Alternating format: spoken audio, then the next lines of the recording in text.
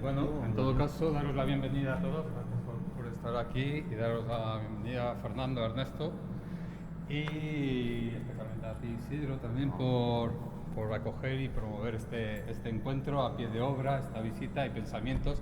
Es decir, es construir el pensamiento a partir del proceso, a partir del encuentro con este espacio intermedio entre el acto creativo, si queréis, y el público, que es lo que quiere poner en valor el proyecto Praxis, ¿no? Sucediendo algo, es decir, vamos a poner la experiencia en contexto, vamos a poner en primer lugar este momento en el que el público o la gente puede construir de alguna manera o participar en la construcción de este hecho creativo. Isidro, nada más, os dejo la palabra para... Pues, dame... Creo que primero es daros la bienvenida y muchas gracias por estar aquí. Y quería dar las gracias mucho a Fernando y Ernesto porque nos encontramos en una situación muy privilegiada, que es la posibilidad de tener dos generaciones, ¿no?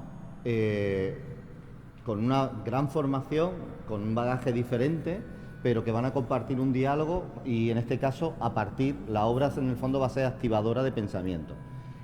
Pensar que ellos no han visto nada de la obra, o sea, no hemos preparado nada, sino simplemente, en el fondo va a ser una especie de charla performática como activación del propio proceso de praxis. O sea, los procesos creativos no solamente se hacen, es fantástico el proyecto y está muy bien porque van viendo al artista trabajando, pero no van viendo al artista pensando, el pensamiento del artista quizás no se visualiza. Este es un momento en que nos va a permitir que visualicemos lo que podría pasar dentro de una cabeza, ¿no? Y de lo que realmente activa el trabajo artístico. Entonces, pues yo no voy a decir más. Bueno, no sé si comentaros o cuento un poco mi experiencia hasta el momento, ¿no? Okay. Para dar un poco el pie, ¿no? De pie de palabra. El proyecto lo hemos planteado con la idea de que fuese 100% en Álava. O sea, nosotros, lo que hay aquí, el 90% de las cosas no existían previamente y están aquí. Y algunas cosas que han venido eran realmente como el que utilizan las frases conjunciones copulativas o un adjetivo, algo para poder enlazar las situaciones.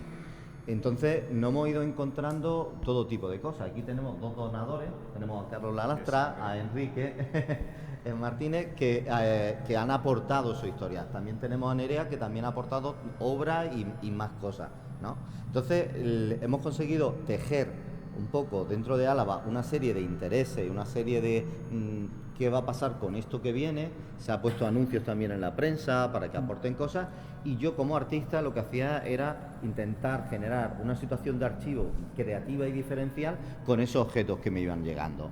Entonces, tenemos las bicicletas que en su momento pensamos en utilizar bicicletas con BH, que al final es difícil porque no fabrican ya aquí, pues empiezan a demostrar las situaciones que existen en este contexto, y es que la fábrica de BH ya no está aquí, sino que fabrica en Portugal, y finalmente las bicicletas simplemente están y se visita, la exposición se puede visitar con la bicicleta, y todas las cosas van siendo propias de aquí. Ya podemos intuir una pieza importante, que es todas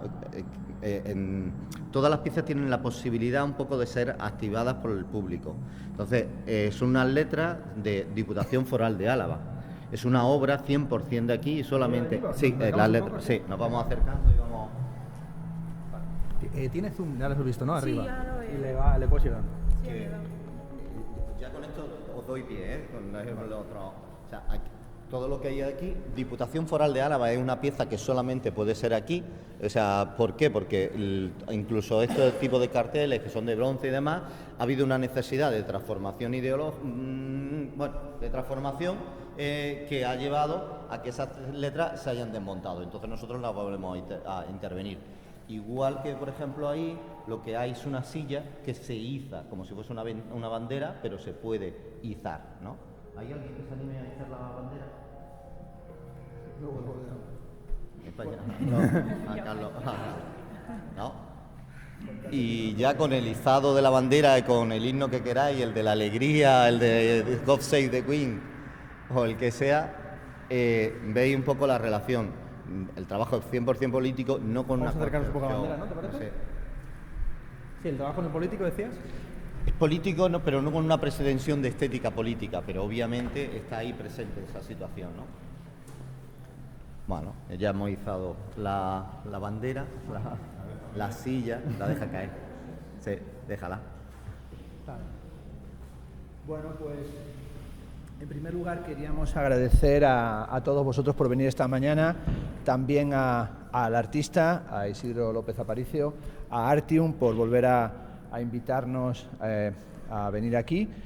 Como ha dicho Isidro, cuando él me dijo que estaba haciendo este trabajo procesual, este trabajo de ir introduciendo elementos procesuales en la exposición, se me ocurrió decirle que me apetecía mucho venir, o sea que fue una cosa que en realidad surgía como una propuesta que lo hice. Digo, me apetece mucho venir a estar contigo, a tener una conversación, a pensar en directo o a pensar a pie de obra, que es como nos gusta llamar este tipo de intervenciones.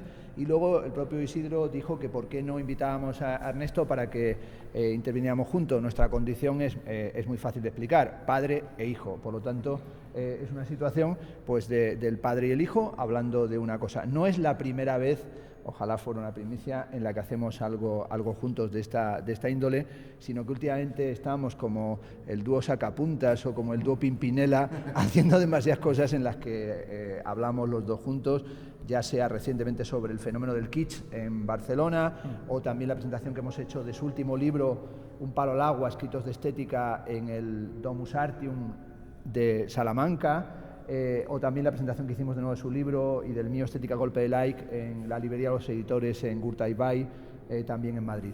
Bueno, en esta ocasión me parecía tremendamente interesante porque hay una relación que se ha ido tejiendo a lo largo del tiempo entre Isidro López y yo, que es la de estar charlando entre Madrid y Granada, donde él es profesor, y también la de haberme convertido en incitador a que convirtiera en libro sus reflexiones sobre arte y política.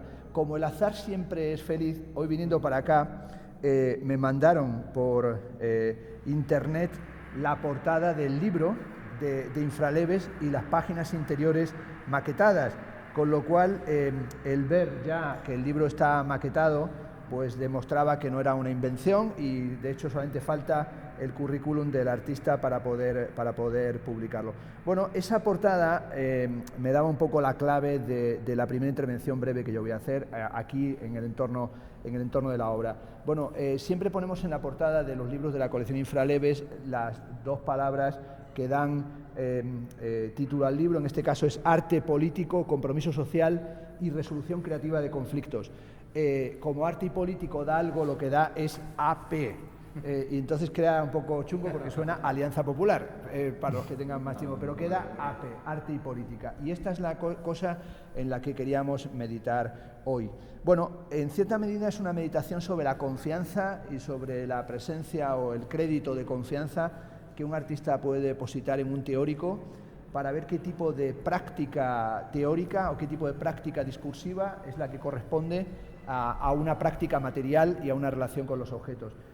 Bueno, el título de esta sección de praxis es en el fondo una reflexión sobre los modos del hacer. Los griegos tienen distintas palabras para referirse a la acción y a la acción que genera procesos.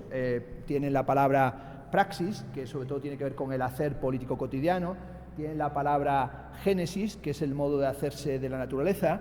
Tienen la palabra tekné, que no significa solo técnica, sino que se dice tekné poietike, el que sabe hacer algo y el que tiene el saber hacer, el know-how para realizar cierta cosa, y tal vez la forma más sofisticada del hacer que sea la poiesis.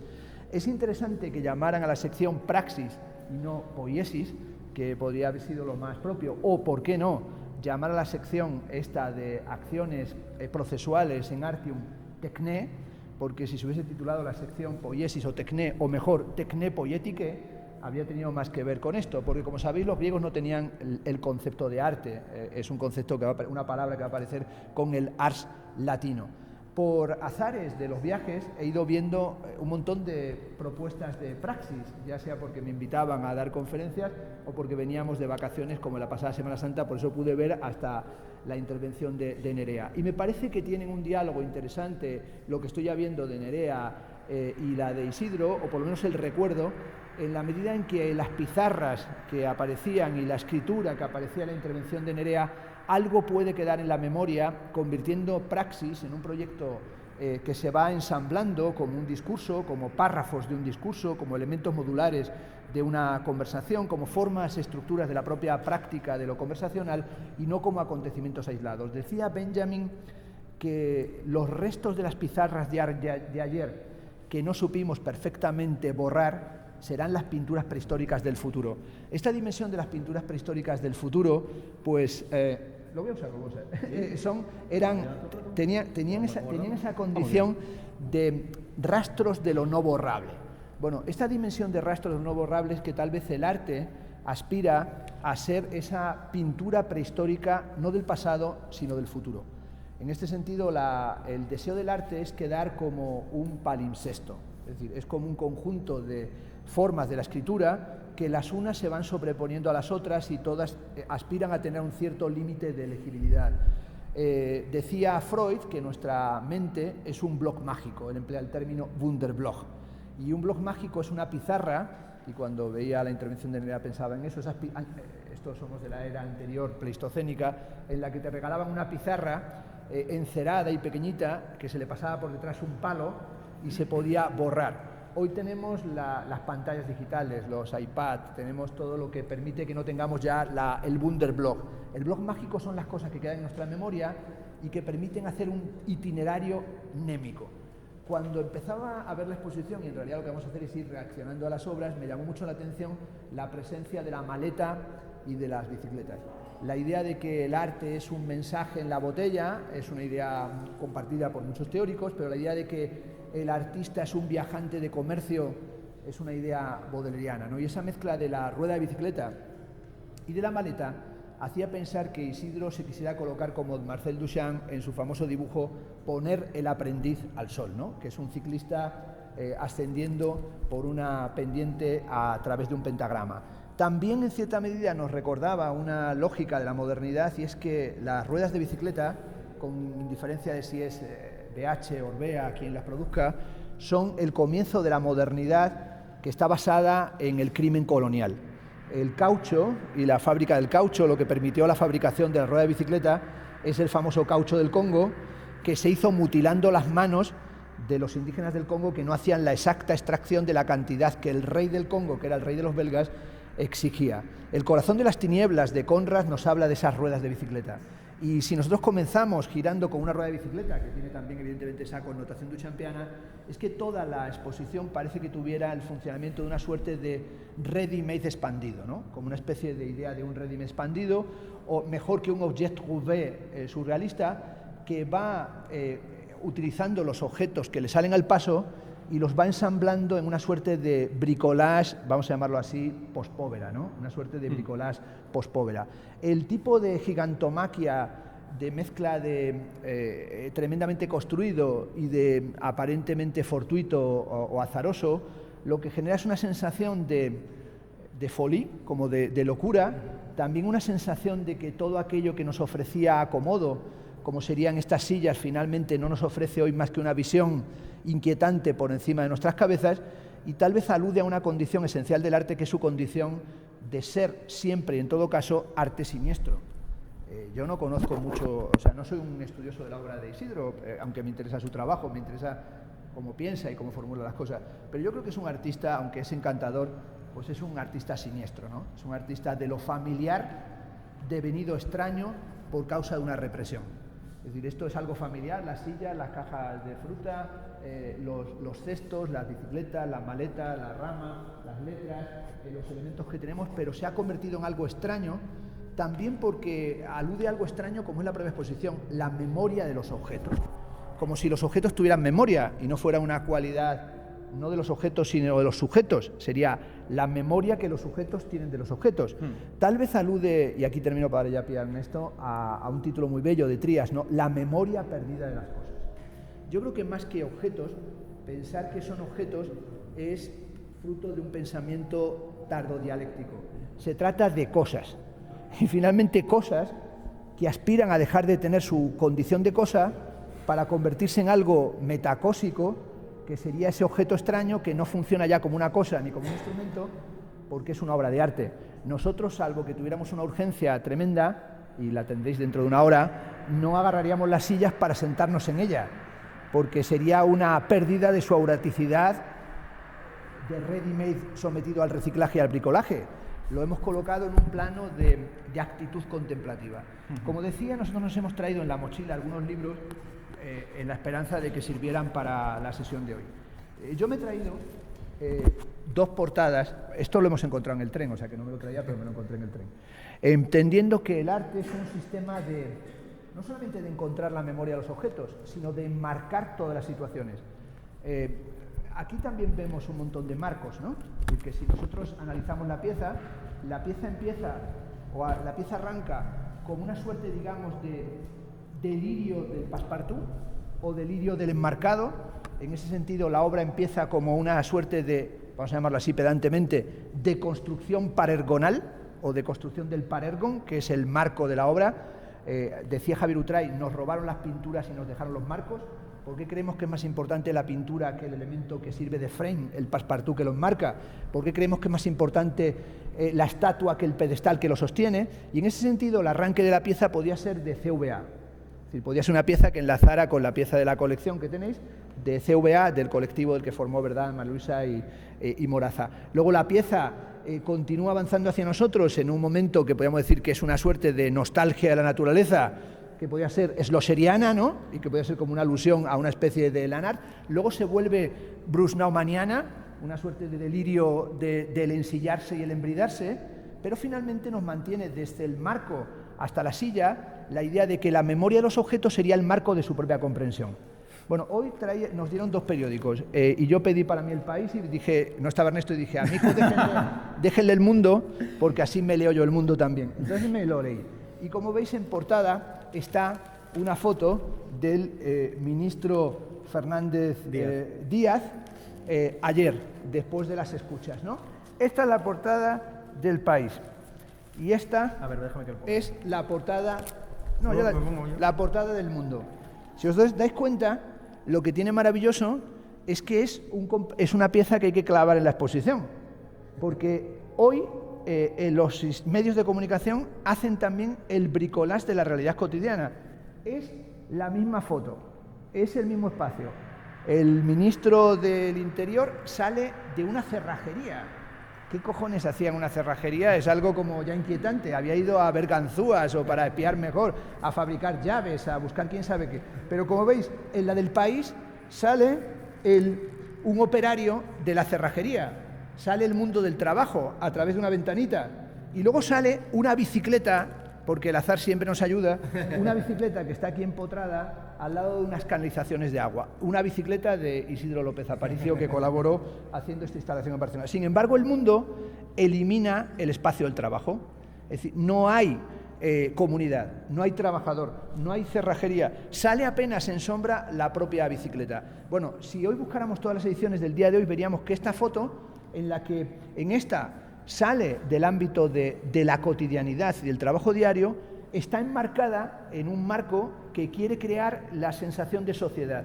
Y en esta está enmarcado dotándolo de un protagonismo de que fuera la Jesucristo redivivo o Lázaro, levántate y anda, que viene de la tumba a traer más escuchas. Lo bueno es que en las dos no han podido borrar que a la altura de su cabeza hay un extintor que seguramente esté ya fuera de uso.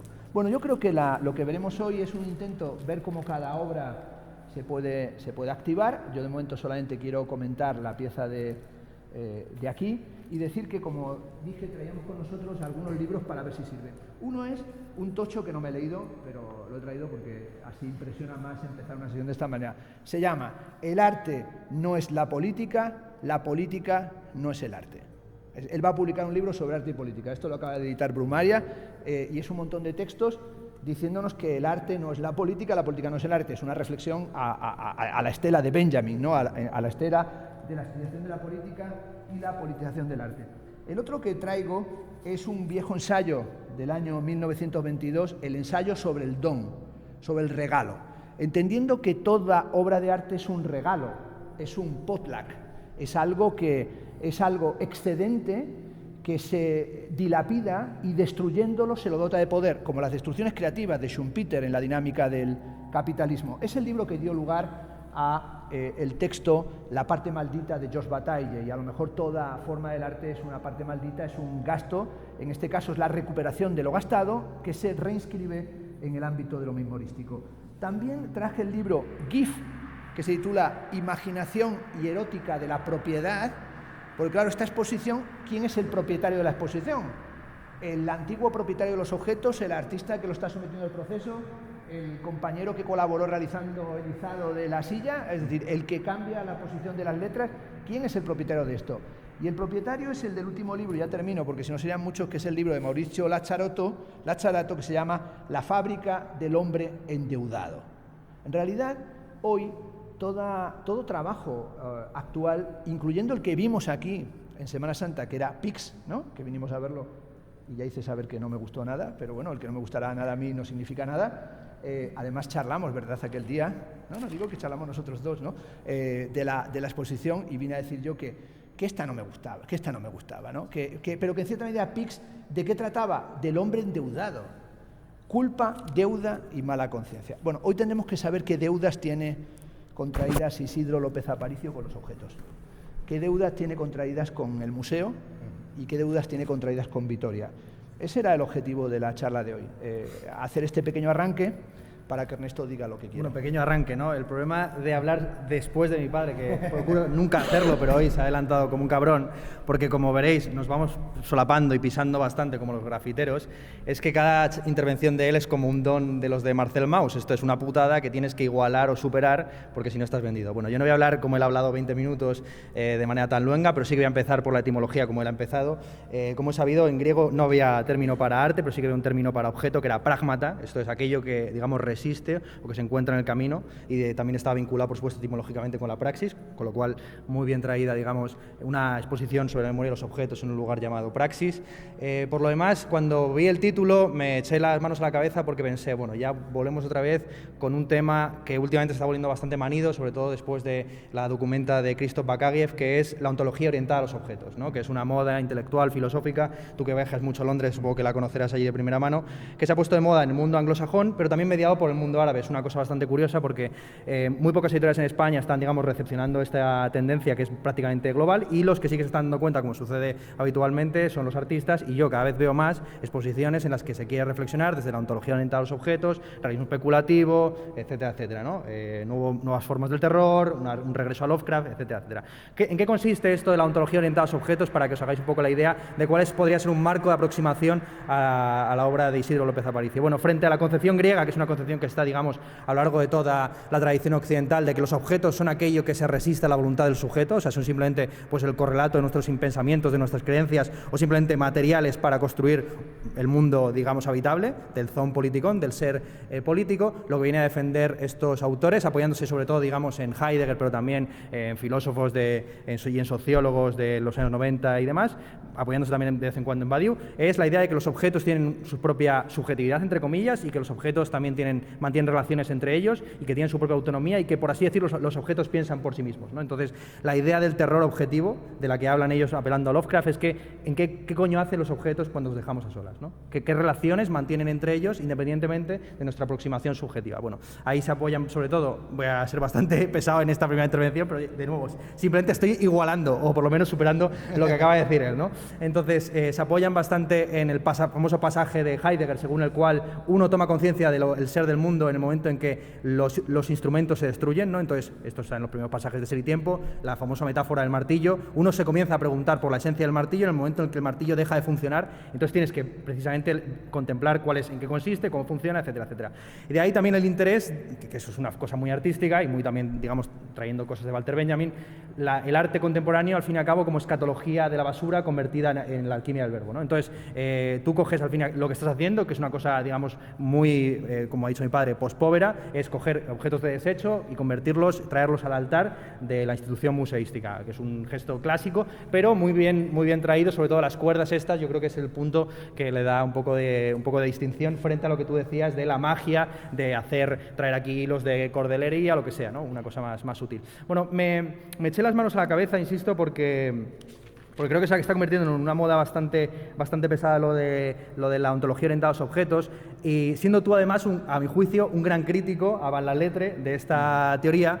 El libro de Isidro, que está siendo maquetado y que se publicará en los próximos meses, yo me lo he ido leyendo en el camino en el tren, tiene mucho interés porque hay una crítica muy importante a la concepción del arte político como arte de vitrina o arte, digamos, de creación de objetos en espacios supuestamente de conflicto, ¿no? Tú defiendes una cosa que es bastante interesante, que es que, bueno, te apoyas, digamos, en esa idea de que todo arte es político, pero que hay una distinción, digamos, entre el arte panfletario y el arte, pues, genuinamente político, que no tiene tanto que ver con, digamos, pues ser una especie de artista sin fronteras que cae como un paracaidista en zonas del tercer mundo para hacer algún tipo de espectáculo mediático, como haría Santiago Sierra, sino, por poner un ejemplo entre muchos, sino se trata de transformar el conflicto, ¿no? Tú eres un artista que te mueves, yo creo, entre dos dimensiones de lo social. Por un lado estaría, digamos, la dimensión ética de la política, esto es aquello que tiene que ver con la conservación del propio cuerpo y las virtudes cardinales, la fortaleza, la temperanza, etcétera, etcétera. Así, por ejemplo, has hecho piezas como, bueno, que no son piezas, claro, porque no tienen esa dimensión mediática, como ir hacia Marruecos en kayak desde la costa de Granada, o las 24 horas que pasaste metido en un hoyo en el desierto del Sáhara Occidental para, digamos, aclimatarte corporalmente al sufrimiento de generaciones y generaciones de saharauis desplazados tras el abandono colonial español. Y luego tienes, aparte de esa dimensión ética, una dimensión estrictamente política que tiene que ver con la mediación y no la solución ni la gestión de conflictos, sino, como tú bien lo dices, la transformación de los mismos. Yo quisiera poner un par de ejemplos para que no los tengas que poner tú, porque queda muy feo lo de echarse flores a uno mismo.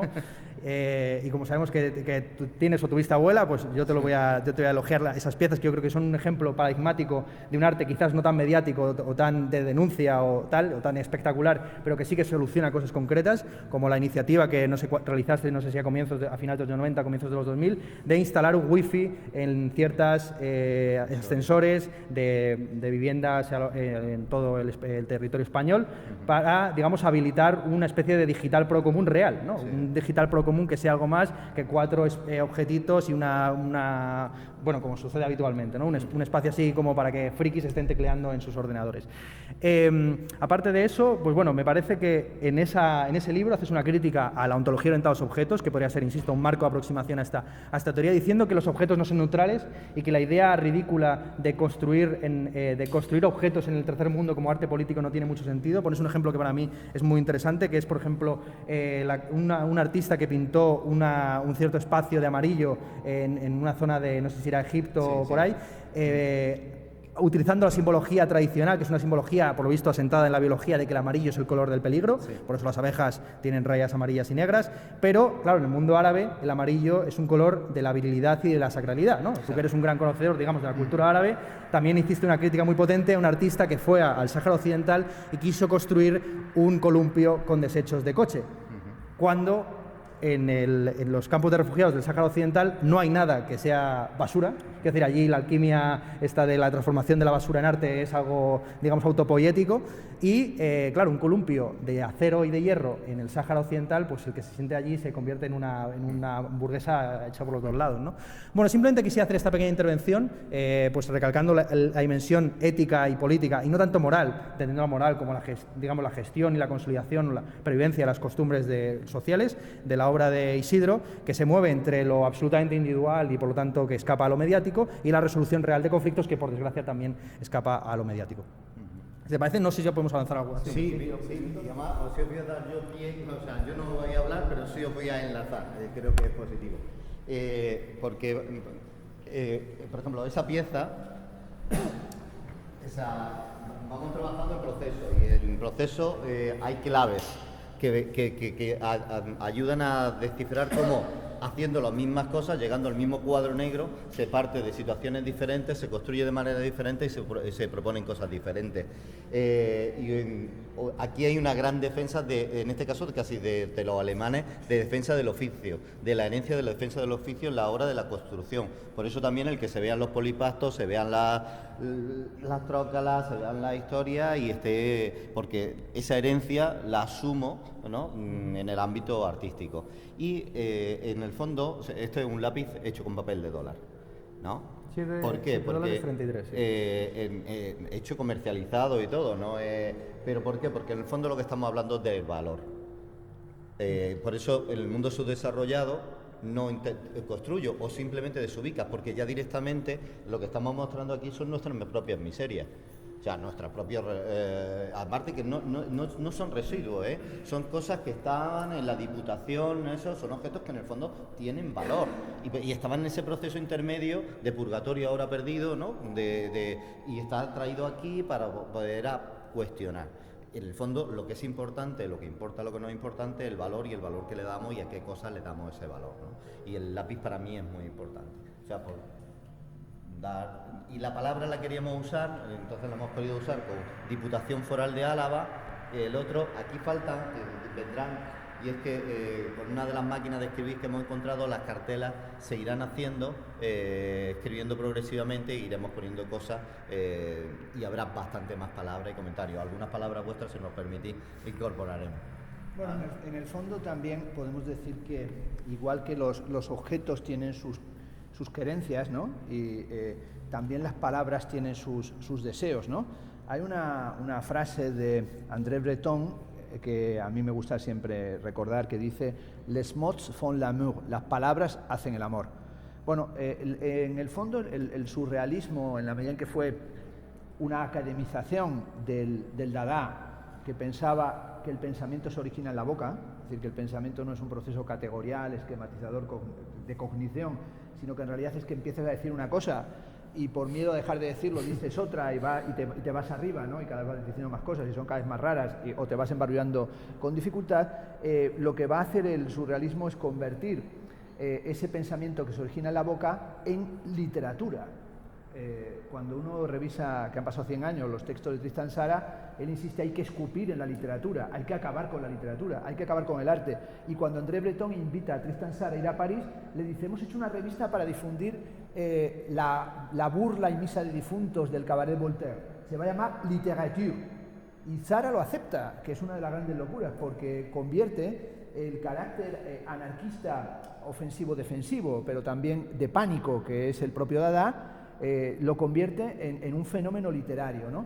Evidentemente por una razón, porque el surrealismo venía de las trincheras, ¿no? Era la psiquiatría que retornaba de las trincheras de la Primera Guerra Mundial. Y esa psiquiatría regresiva lo que hace es confiar en que el arte es la omnipotencia del sueño. Por eso va a confiar en la escritura automática y va a confiar en la escritura de sueños y va a confiar luego en el famoso texto Situación del objeto surrealista, situación del objeto en el surrealismo, ¿no? Y esa especie de círculo virtuoso y de círculo vicioso de palabra y objetualidad en el seno del surrealismo lo encontramos en Breton, lo encontramos en Desnos, lo encontramos en Éluard, lo encontramos en Maxer, lo encontramos en Marcel Duchamp, en que no hay obra de Duchamp que no esté acompañada de una escritura, que también la escritura es un ready-made de Marcel Duchamp. Pensemos en que él inventa a Roche-Lavie para crear un modo de escritura diferente, porque se dice: ¿qué hizo Roche-Lavie? Dice: no hizo un perfume que es el elixir d'amour. ¿Qué va? Hizo los textos que son famosos textos: los conejos tienen esquizosis. Es decir, lo que hacía era ya palindromos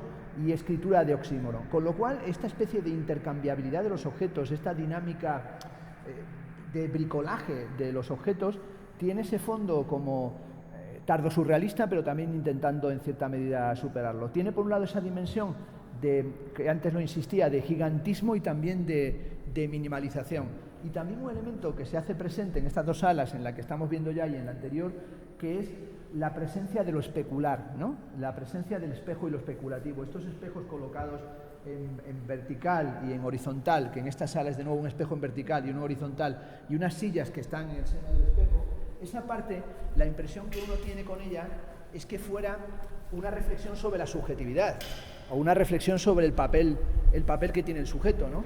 Cuando uno se encuentra aquí con con esta pieza, pues lo que ve es, bueno, pues esta idea de el estadio del objeto, perdón, el estadio del yo en la construcción del sujeto en el psicoanálisis, ¿no? El famoso texto que abre los escritos de Jacques Lacan.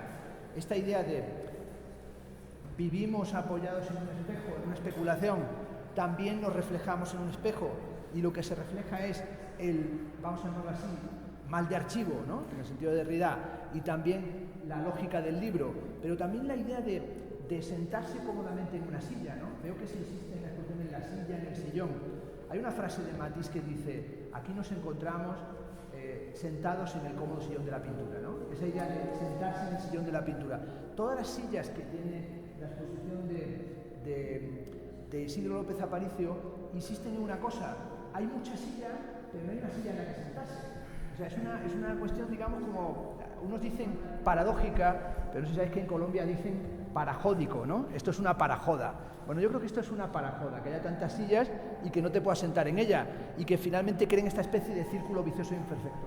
Yo, camino de aquí de Vitoria, tuve una idea, no sé si brillante o demencial, que es escribir un libro sobre protocolos para una estética insolvente. Es decir, hoy en realidad la única cosa que establece un límite al sujeto archivado, asentado y catalogado o publicado es la insolvencia, porque en realidad la fábrica del sujeto endeudado solamente tiene un momento, y es que un tío se declara insolvente. Y esa falta de solvencia, bueno, lo ha propuesto también Bifo Berardi, es que esta es una exposición, y es un elogio, no lo tomes a mal, es una exposición insolvente. No resuelve nada y es una exposición insolvente. Por otro lado, da la impresión de que el museo estuviera en bancarrota o lo tira, ¿no? Está que lo tira, porque claro, hay como una especie de actitud casi de potluck, que es nos sobran sillas, o en Vitoria sobran sillas, o sobran cuerdas, sobran billetes de dólar para hacer un sobran puertas, rompemos paneles, es decir, hay una sensación de potluck a lo Marcel Mauss. Bueno, vamos a echar la casa por la ventana, ¿no? Ese momento de hemos abierto un agujero y hemos tirado libros, archivos, sillas, butacas, butacones, cuerdas, cadenas, es decir, aquí hay como tomos de enciclopedias, aquí hay gente pato. Hemos ido ahora a lo de Maya, y Ernesto citaba el color amarillo de las abejas, ¿no? Y de las avispas, la abejita maya, ¿no? La abejita maya, ¿no? Cuando vi que se habían puesto un nombre de abeja a la plataforma cultural dije, mal nombre, andamos ya jodidos, ¿no? Porque en cuanto que le pongas el himno de ya está aquí la abejita maya, pero claro, había como un montón de sillas y un montón de gente sentado, y es la impresión de que esas sillas están aquí, están allí. Si uno ve, hombre, yo creo que no es así, pero en cierta medida esto no es el catálogo de IKEA, ni tampoco es el depósito de Leroy Merlin, es más bien como el almacén, la trastienda, el zaguán, donde el almacén más recóndito donde se guardaron las cosas que nunca se iban a recuperar. Pero sí tiene esa dimensión de estar muy al tono de la época, ¿no? El vídeo de Podemos, no hablemos de sillas y sillones. Fíjate, o sea, sillas y sillones por un tubo. Hay un momento de ¿qué es una silla? Es decir, ¿qué es una silla? Y como hizo Naumann, el molde del espacio oculto por una silla. ¿Sobre qué nos sentamos? Las sillas y los sillones, los más históricos, nos sentamos encima de un hombre. Nos sentamos siempre encima de un hombre. Y nos sentamos siempre encima de un hombre domesticado. Nos sentamos encima de un animal salvaje que ha dejado de serlo. Por eso las sillas y los sillones tienen, como sabéis, garras y zampas. Y la pata de la silla es la pata del animal domesticado. Donde ya no existe el hombre esclavizado encima del que nos sentamos, nos seguimos sentando en el símbolo de la dominación. Y el hombre es el animal erecto, pero en realidad es el animal sedentario, el que se asienta. Y yo creo que aquí lo que ha hecho Isidro, que me ha hecho recordar a un gran maestro mío, injustamente olvidado, Javier Utray, que hay obras aquí en la colección, es que él le gustaba decir que el arte es hacer con lo que hay lo que no hay. Es la definición más básica del arte, pero es la definición que empleó Rainer Mucha cuando hizo sus míticas esculturas. Y el proceso de Isidro, para alguien que le guste la escultura contemporánea y la conozca, no es ajeno a la dinámica de Mucha. Cuando Rainer Mucha iba a los museos, solo utilizaba el material que estaba en el museo.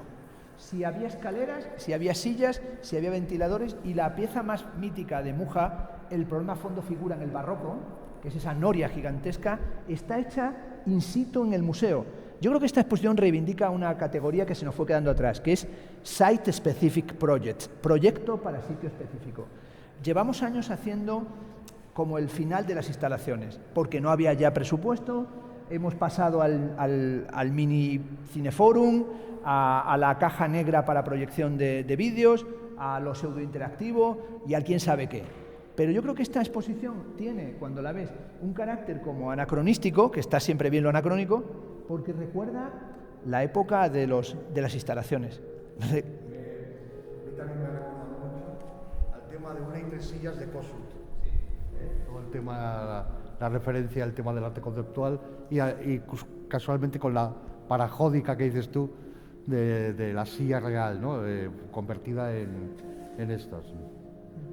Pero una existencia más en lo real, ¿no? Sí. Frente al juego de Kossuth, de la silla, la foto y la definición del diccionario, yo creo que aquí hay como una dimensión materialista y en el fondo un placer del arte, que yo creo que muchas veces no lo perdemos, es que el arte es una práctica materialista, es una práctica de los materiales.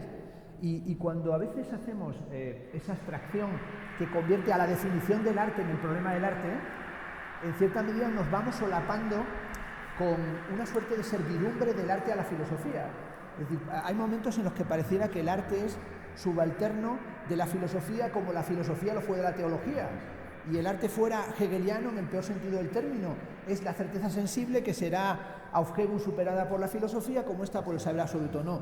Yo creo que lo que el arte tiene de más poderoso es su carácter óntico, su carácter de cosa, su dimensión material. Y yo creo que la ventaja del retorno del materialismo, de lo que ha llamado Ernesto la ontología orientada a los objetos, yo no sé si es una ontología, yo creo que es una óntica materialista. Adorno distinguía entre ontología y óntica materialista. Yo creo que hay que hacer una recuperación de lo inquietante de los materiales, de la sensación que hay aquí de que se te viene encima, ¿no?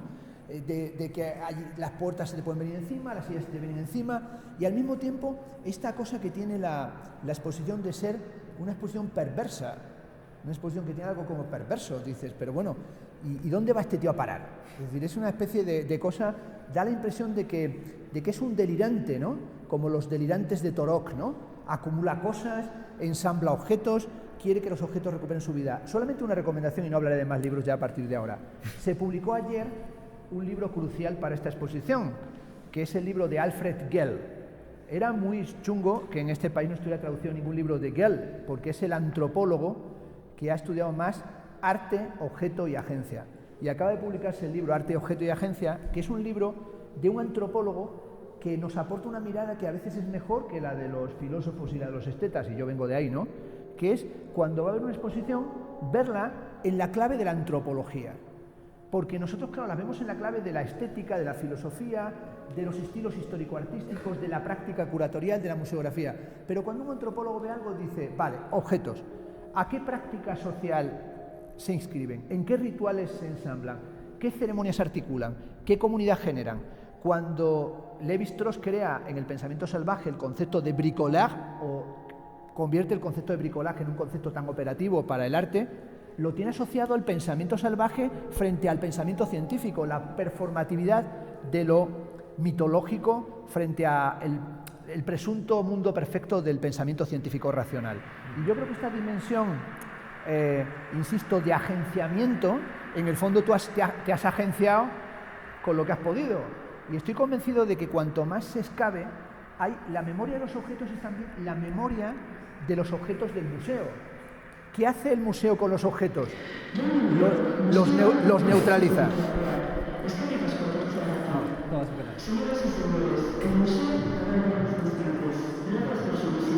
Ah, que cierran. Chapa ahora, ¿no? Mientras habla Ernesto, mira aquella pieza.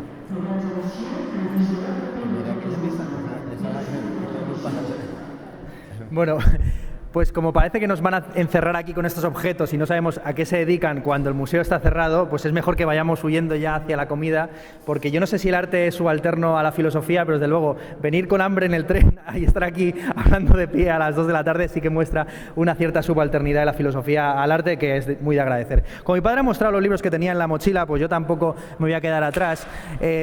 Porque creo que lo que hay ahí entre varios libros es un diccionario de la Real Academia de la Lengua Española, y quisiera recordar pues un artista que está muy vinculado con la obra de López Aparicio, que es Valcárcel Medina, que ahora mismo está justo haciendo una versión personal y subjetiva del diccionario, eligiendo las palabras y viéndolas, colocando, digamos, de manera más o menos arbitraria, y tirando un poco de la idea con la que comenzó la intervención de mi padre de que las palabras hacen el amor, pues también parecía interesante jugar con las asociaciones de las palabras que están, digamos, vinculadas, que están allí arrambladas, pero también con las que aparecen en ese libro. Este libro es muy gracioso porque también lo vincula con una cuestión muy de actualidad.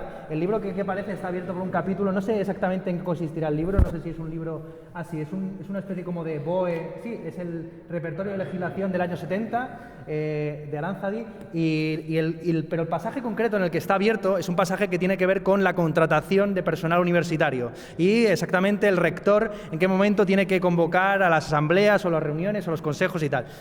Lo cual viene muy a punto teniendo en cuenta que ciertas universidades, en concreto, por ejemplo, la universidad en la que yo trabajo, la Universidad Complutense de Madrid, piensa, digamos, simplificar o unificar hasta 27 facultades que existen actualmente, hasta 14, en concreto filosofía la quiere convertir simplemente en un departamento más de filología, digamos, a la altura de filología árabe, filología china o filología japonesa, lo que sea, y en relación, digamos, con esta cuestión de las palabras y sus significados y su propia autonomía, pues quisiera mostrar un poco los libros que yo traigo, porque los libros no son para nada, digamos, son un par de peñazos. Lo que traigo aquí es una gramática de la lengua árabe moderna de David Cowan, que es una gramática así bastante durita, pero muy bien resumida, digamos, que me estoy estudiando. Y lo más gracioso es que, claro, estudiando el árabe, el cual supongo que conocerá bastante bien López Aparicio, pues al mismo tiempo que estaba leyendo la obra de su obra sobre el arte político y el compromiso político, me fijé en la forma que tiene Isidro de resumir su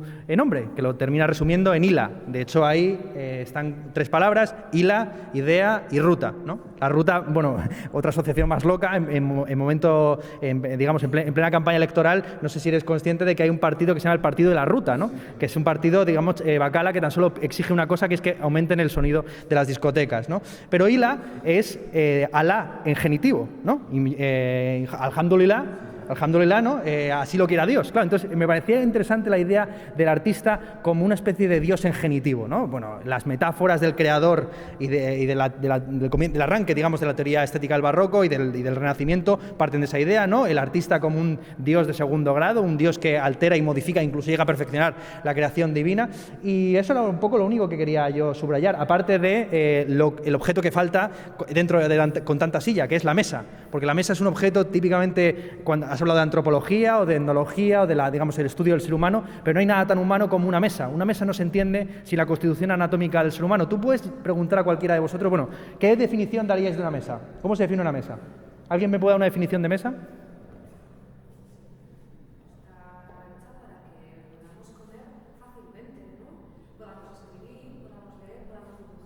Claro, la mayor parte de la gente diría un objeto plano con 4 patas, ¿no? Pero también hay mesas de 3 patas o de 5, de 6, las hay redondas, las hay inclinadas, las hay que son no para comer sino para apoyar los pies incluso. Pero lo que define una mesa es el suelo de las manos. Una mesa no es sino el espacio en el que operan las manos, como tú bien has dicho, que además era una definición perfecta por una definición recursiva, ¿no? En un etcétera: comer, fabricar, construir, hacer, habitar, ¿no? Podríamos aquí terminar simplemente con el famoso trío de Heidegger, ¿no? Construir, habitar, pensar. Al fin y al cabo, de lo que estamos tratando aquí no es sino de cómo nos relacionamos con los objetos y cómo esos objetos generan formas de habitabilidad que nos llevan a pensar formas también distintas de vivir. No sé si queréis moveros un poco más por la exposición antes de que nos cierren. Claro, los objetos que hay y las piezas que hay aquí no existían antes. Es el resultado del desmontaje natural de la sociedad actual. O sea, los libros de derecho es que junto con la enciclopedia son los libros que se tiran. Ahora la enciclopedia, nadie compra la enciclopedia. ¿Cuántas enciclopedias tú compraste en tu día y te venían a vender y demás? Y ahora se tiran. Y es el resultado propio de nuestra sociedad. Y el que haya más sillas y no mesas es porque los anticuarios están llenos de sillas y no de mesas. Al final es la situación que hay. Y obviamente hay muchas referencias, yo claramente, o sea, ahí hay un círculo constante, continuo, ¿no? Y que tiene mucho que ver con aquí tenemos un espaliu, pero lo que pasa es que son dos guillotinas. Y en este caso, las monedas en la lupa, ahí me gusta mucho trabajar en ese sentido, lo macro y lo micro, ¿no? Con la lupa pueden leer las leyendas, ahora en el homenaje al Brexit, ¿no? La moneda esta que he hecho y demás. Y podéis mirar y podéis leer las leyendas, que estas son monedas que están ahora mismo en el mercado por libre, ¿vale? Entonces consigo, ¿no? Son pequeñas preguntas sobre el valor, ¿no? Que le incorporo a la obra, ¿no? Y obviamente, y hay mucho, o sea, hay homenaje. Ahí has visto el de los lápices, que es un homenaje a ti claramente, y en este caso pues, podemos pasando. Esto también como praxis es un proceso para que finalmente esta obra se tiene que sostener por sí sola, ¿no? Porque hay un ámbito de oficio del arte, que defiendo yo el oficio dentro de la tradición occidental europea. Aquí quien tenemos, nuestro amigo, ¿no? Nuestro amigo, es otro homenaje, pero en este caso quería incorporar un homenaje a la de la gente de la tierra aquí, que es el vino, ¿no? Y comparado mi historia y nuevamente los lápices, que son los que sostienen y demás. Pero yo realmente, o sea, ni tengo pretensión, los objetos para mí son casi o sea, las señales siempre me han llamado muchas veces para hacer señales y no me gusta, pero al final había un momento en el que lo único que tenía señales, ya está, pero tenemos ahí un Mario Mes y puedo al refugio. Y me ha gustado mucho, Ernesto, lo que decías con respecto a habitar. Porque yo una cosa que hago casi siempre es habitar. Una cosa de las que queremos hacer es venir a habitar el museo y pasarnos una noche aquí, junto con otros y demás. Y es la idea del refugio y habitar. Y ahora sí ponemos el sonido, porque otra de las cosas que podéis ver, que está el tránsito para mí es muy importante, y pasamos de la película de Thief, The Cook, His Wife and Her Lover, ¿no? Al principio vamos como invertidos, al principio el cuarto de baño, ¿no? La película de Peter Greenaway con toda la luz y demás, y vamos cambiando temperatura, olores y sonidos, ¿no? Sí, lo que se ve, lo que tiene la exposición muy presente es la dimensión del trabajo. Es decir, también hay algo en eso que arrancábamos hablando del gasto, del potluck, del exceso, es que frente a veces las estéticas del poquismo, ¿no? Del poquismo, ¿no? En el sentido de lo poco, ¿no? Las estéticas minimalizadas, el intento de less is more, menos es más, es que a veces less is bore, ¿no? A veces menos es aburrido. Y entonces esta idea de menos es más, y llega la gente pone una pieza ahí, pum, y queda súper estético, porque has colocado. Entonces, claro, en el caso de Isidro, hay un momento de horror vacui que cualquier otro artista habría dicho, vale, he hecho el merge de señales. Pues diría, ya lo tengo hecho una pieza y ya me lo he jugado ahí y ya acabo de tener la pieza hecha. Pero yo creo que hay algo que demuestra la actitud apasionadamente candorosa, me atrevería a decir así, incluso hasta naif, en el mejor sentido de lo naif, es que va por todas, ¿no? Decían de Robinson, el delantero este que jugó en el Osasuna, que era tan buen delantero que si le tiraba un cochinillo lo remataba de cabeza, ¿no? Entonces yo creo que Isidro López es un poco de eso, o sea, ve sillas y hace 4 piezas, ve señales y hace un iglú, ve madera y hace un Nacho criado. Es decir, es un tío que Praxis, que ocupaba una habitación, pues no ha llegado al Guggenheim porque le quedan kilómetros por llegar, porque este iba ya por todas. Y esa cosa de ir a por todas y no salir a jugar, porque claro, en el arte hay quien sale, pues como salió el otro día a España a jugar, a tocar, al tiki-taka, tic-tac, paraos, no, tic-tac, y dice, es que hemos tenido más posesión del balón, coño, ¿no has hecho una oportunidad? Hay que tirar a puerta, hay que sacar banda, hay que meter cornes, hay que hacer faltas, hay que meter la pierna. Y este es un leñero del fútbol, es un poco de aquella época de los leñeros, ¿no? Es decir, mete la pierna, quiere meter goles, es como Tarzán Miguel, y no va a rematar de cabeza, va a la defensa, es un centrocampista, es un líbero, porque claro, yo no había querido ver nada en internet, pero cuando llegó la invitación vi que salía la invitación esa pieza, pero ya cuando vi que había señales de tráfico dije, ya verás la que valía, lo va a alicatar todo, ¿no? A pesar de todo, como tiene un fondo estético, no lo machaca. porque te pone cosas que van funcionando. Pero sí creo que el proyecto le da pues esta cosa de alguien que ve materiales y se pone pum, a trabajar queriendo conseguir esa potencia de los materiales. Y también con lo que tiene todo artista, que es ser a su manera un traductor de materiales. ¿Cuál es la memoria de los objetos? La memoria de lo que nos dicen los objetos, como codificaciones lingüísticas que están atrapadas e insertas en los objetos. Este museo tiene una cosa bien curiosa, ¿no? La sección se llama Praxis, el museo se llama Artium. Es grecolatino, o sea, es grecolatino, es decir, no sabemos si va de griego o de latino, pero es Artium Culturnea, ¿no? O sea, ya también mete el euskera. Entonces, no mete el castúo, el extremeño, que sería Artium Praxis Culturnea, y en castúo hay que decir que queda mejor Arrejacitipaqui. Eso, en extremeño, Arrejacitipaqui, significa, lo decía mi bisabuela, ven aquí, hijo, que te daremos algo de comer. Arrejacitipaqui. Cuando tienes frío te dicen Arrejacitipaqui.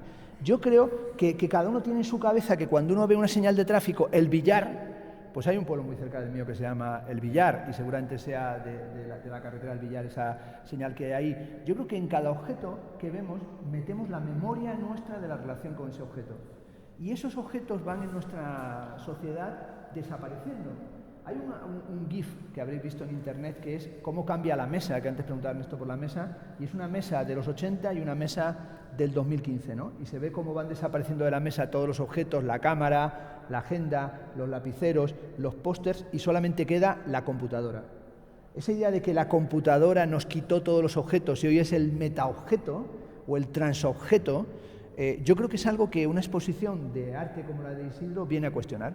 Creemos que tenemos ahí, cuando uno dice, yo lo tengo todo en el ordenador, yo lo tengo todo en la tarjeta del teléfono, yo tengo aquí todas las fotos. Es mentira, es mentira. Todo lo que tienes archivado en el ordenador no lo tienes en ningún sitio. Lo tengo en la nube, pues menudo sitio para tenerlo. Hay que tenerlo en la memoria, que no hay otra memoria que la memoria retórico-poética. La memoria, desde Quintiliano, el arte de la memoria, es un arte de las estancias de la memoria. Esta exposición está condenada a ser memorable, porque salvo que uno entrando en ella introduzca la memoria del sujeto en relación con los objetos, o de un más allá de la relación sujeto-objetual, para ver cómo esos objetos no producen solamente nostalgia o melancolía de lo desaparecido, sino que vuelven a funcionar como herramientas para pensar.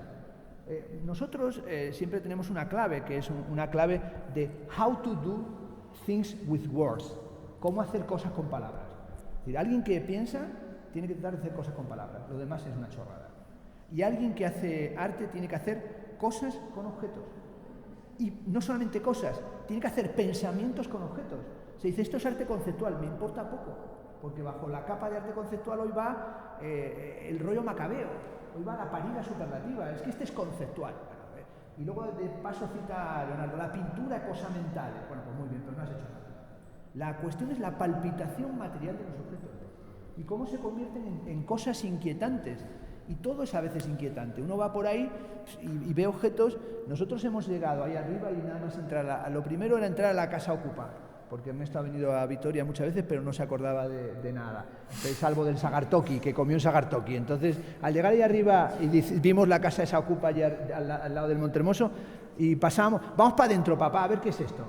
Y cuando hemos entrado, estábamos en la relación más maravillosa del mundo, que es la de no entender nada. Estábamos ya en un flipe absoluto, no nos enterábamos de nada.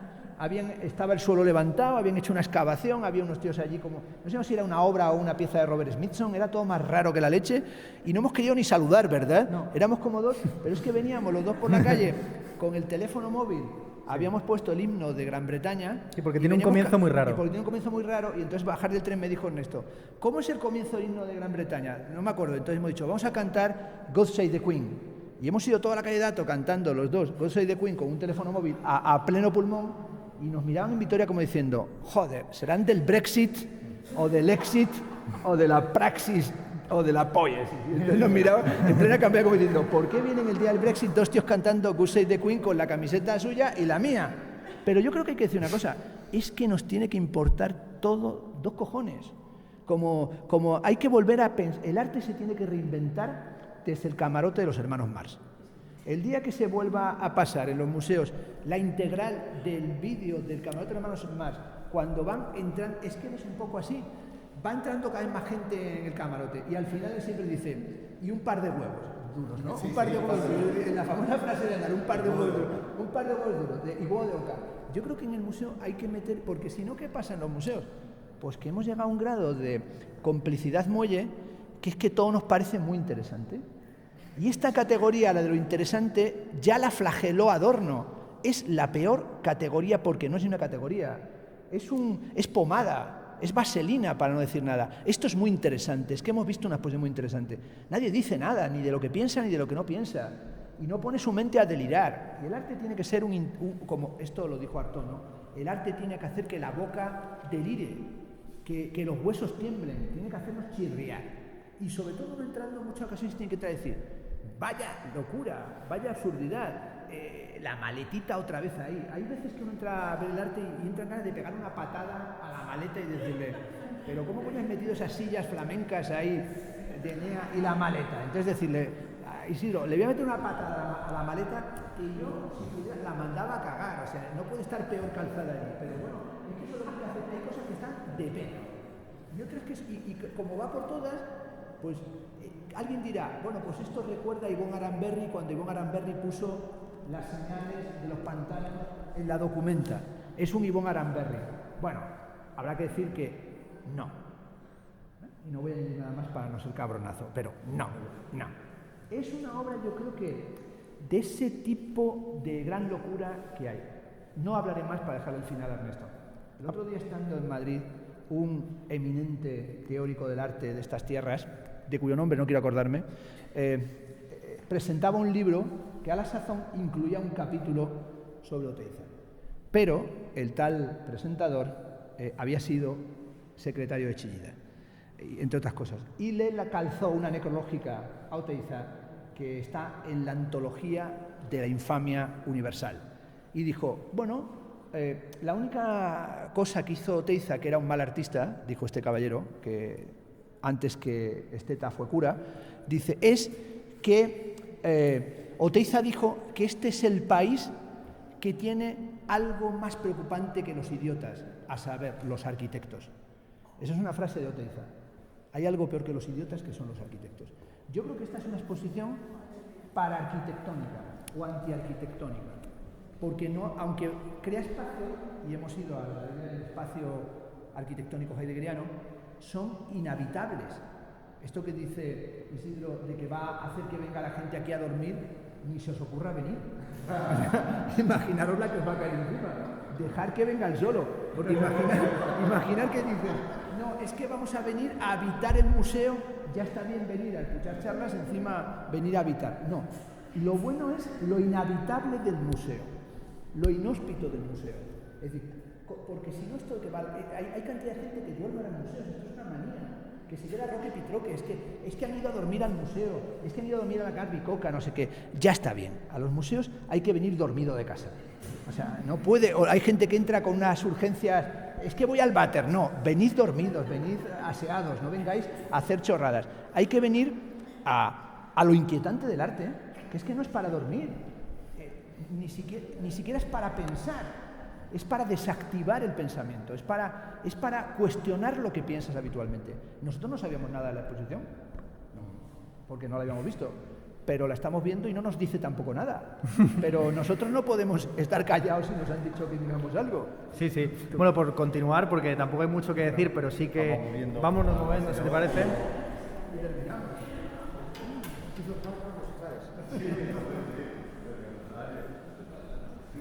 Aquí en mitad de la maleza. Vale. Bueno, pues para cerrar, pues hilando con todos los temas, bueno, con algunos temas que han ido surgiendo, las escuchas y el espionaje de Fernández Díaz, ¿no? El ministro del Interior que se santigua a la Virgen, la idea de la arquitectura como crimen, que, bueno, antes lo dijo Oteiza, pero también lo dijo Esperanza Aguirre, ¿no? Arquitectos hijos de puta. La idea también de la pequeña intimidad del iglú con esas direcciones que no apuntan a ningún lado. Yo quisiera terminar también de una manera delirante acordándome de un vídeo que vi ayer mismo en Facebook, es esto de estos vídeos que no puedes dejar de teclear o de pinchar porque tienen un número, ¿no? La famosa numerología, 11 cosas que no tienes que dejar de ver antes de morir, 12 libros que hay que leer antes del mes que viene, 4 cosas que hay que hacer para bajar peso, ¿no? Entonces era un vídeo muy interesante porque precisamente entraba en la dinámica, digamos, de los típicos vídeos de autoayuda, 4 consejos: no beber cerveza porque un vaso de cerveza equivale a 4 rebanadas de pan, hacer ejercicio, no tomar carbohidratos, etcétera. Pero en mitad de ese juego, llegando al tercer consejo, introducía una historia de amor y de desamor de la persona que está llevando a cabo el ejercicio como emblema de lo que tú quieres hacer, ¿no? Entonces era muy interesante incorporar, digamos, dentro de un procedimiento puramente instrumental, objetual, de qué hacer, cómo funcionar, cuál es la praxis y cuál es la que lleva de un punto a otro, cuál es la lógica racional, instrumental, de medios y fines para obtener un determinado objeto, y entraba en la cuestión de cómo exactamente se habita en ese proceso de ponerse en forma o de adelgazar o de lo que sea, ¿no? Y en medio de esa historia de amor, de un tipo que se dedica a vender camas y que tiene que trabajar con su exnovia, hay un momento bastante interesante del vídeo en el que él, saliendo del gimnasio, mira hacia los rascacielos de una ciudad norteamericana típica y reflexiona de manera romántica, como se ha hecho en tantas películas, acerca de las vidas individuales de cada una de las lucecitas encendidas, hasta que descubre que esas luces están encendidas porque son oficinas en las que no hay nadie, ¿no? Digamos, estamos otra vez en lo mismo, el objeto dejado abandonado de la mano del ser humano, de la mano de Dios. Pero vuelve a seguir el vídeo, el chico se enamora y establece una relación con una compañera del gimnasio y se encuentran en la misma escena saliendo del parking, vuelven a mirar a los edificios y ella le dice a él: es una escena muy bonita. Le dice él: no, son oficinas vacías. Y dice: eso significa que la gente está en su casa descansando, ¿no? Entonces, bueno, eso me lo ha suscitado sobre todo, digamos, recuperar esa idea de que cada luz encendida tiene una historia por detrás, que es al fin y al cabo la coda final de Ciudadano Kane, ¿no? Cuando ya finalmente descubrimos que Rosbach no refiere sino al trineo de la infancia, esa infancia perdida que se quiere recuperar en el momento ya de la opulencia máxima, esa imagen final, ¿no? La imagen de que cada objeto tiene su propia memoria, y si hubiera que hacer un recuento de cada una de las estatuas y de los objetos que tenía acumulado como si fuera un Diógenes, el Ciudadano Kane, tendríamos que hacer infinitas películas, ¿no? Y yo creo que un poco esa es un poco la filosofía que está detrás de esta memoria de los objetos, ¿no? Cada objeto tiene su propia historia y contarla sería infinito, así que yo creo que es hora ya de terminar, irnos a nosotros precisamente, si no a casa como aquellos dos amantes de los 4 consejos para adelgazar, sí por lo menos a comer y a seguir, digamos, haciendo tripa, porque es una cosa ya casi familiar, por lo menos en nuestra parte. Venga, muchas gracias. Muchas gracias por venir.